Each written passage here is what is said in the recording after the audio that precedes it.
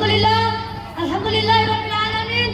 Wassalatu wassalamu ala sayyidil mursalin wa ala alihi wa sahbihi ajma'in. Amma ba'd. Qala Allahu ta'ala, a'udhu billahi minash shaitanir rajim. Bismillahirrahmanirrahim.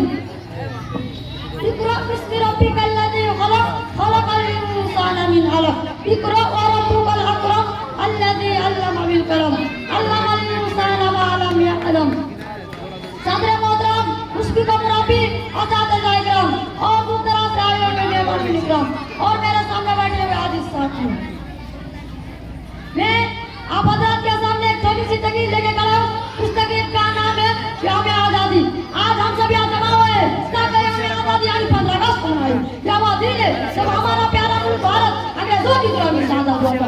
यह आज़ादी हमें आसानी से नहीं मिली, बल्कि लाखों लोगों ने अपनी जानों को नजराना देकर हमें आज़ादी मिली। हमें आज के दिन उसको हैप्पी वतन दिवस को याद करना चाहिए जिन्होंने अपनी जान कुर्बान की। अशफाकुल्लाह खान एक बहादुर मुजाहिद आज़ादी थी। वह हिंदुस्तान के नौजवानों के लिए एक मिसाल है। वो राम प्रसाद बिस्मिल के साथ काकोरी तहरीक पे जिसमें उन्होंने अंग्रेजों की ट्रेन से खजाना लूटा ताकि उसे आज़ादी की इज्जत हो गए। अंग्रेज हुकूमत उन्हें गिरफ्तार किया और वो हंसते हुए शहीद हो गए। उनकी कुर्बानियां भी आज का देखते ग्रुप के लिए आप कुर्बानी देना टुकड़ी की मांग। उसी तरह मौलाना अबुल कलाम आज़ादी का आज़म लीडर आलिम दीन और आज़ादी के सिपाही थे। वो तालीम के मुल्क पर हावी थे और उन्होंने आज़ादी के बाद हिंदुस्तान के पहले वज़ीर तालीम के तौर पर खिदमत अंजाम दी। उनकी जिंदगी में इल्म, इत्तेहाद और बुलंदी का दर्शन दिया।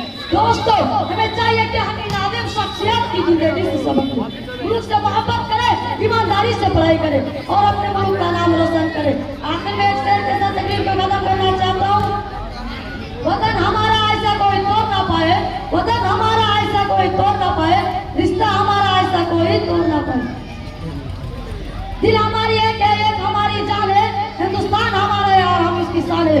आखिर में हम सब बड़ा दुआ करनी चाहिए, या अल्लाह हमारे वतन को सलामत रखे, अमन दे, तरक्की दे और हमें उसकी खिदमत करने की तौफीक अता फरमाए। आमीन। व आखिर दवाना अल्हम्दुलिल्लाहि रब्बिल आलमीन। अस्सलामु अलैकुम रहमतुल्लाहि व बरकातुहू।